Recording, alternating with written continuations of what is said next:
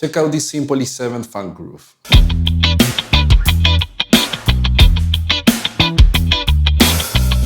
Now let's make it even funkier by adding some single note lines and chord inversions.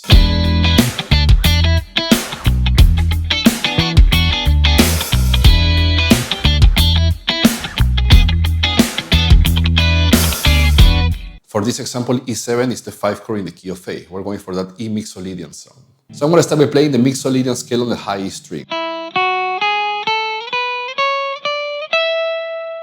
Now the idea is going to be to harmonize that Mixolydian scale using E7 dominant chords on the top 4 strings in all the possible inversions. It's going to sound like this.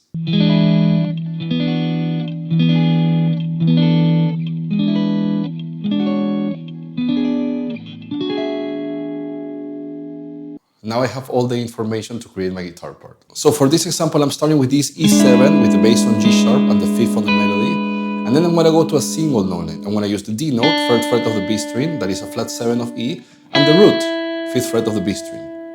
Now my next chord is going to be this E7 root position, again on the top 4 strings. If I bring my pinky up to the 5th fret of the high string, I have an E7 sus4. Back to E7 root position. Now if I bar on the 2nd fret of the high string, this F sharp note, I actually have an E7 sus2. Now I can deconstruct this B7 sus2 chord a little bit further. If I take the root away on the D string, I play just the top 3 strings, I have a B minor triad. That's the 2 chord in the key of A. If I put my bass on E, E7 sus2. This means anytime I play a B minor chord over E, I'm going to have the sound of a dominant chord with a 9.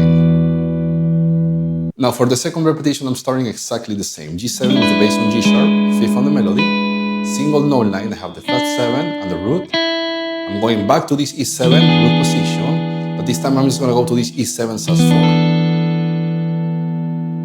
And to finish, I'm going back to this E7 with the 3rd on the bass, G sharp, but then I'm going to go to this inversion, E7 with the 5th on the bass and the flat 7 on the melody.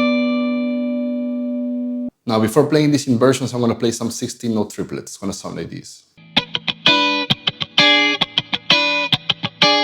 Now if I put all that together, at the end I have this.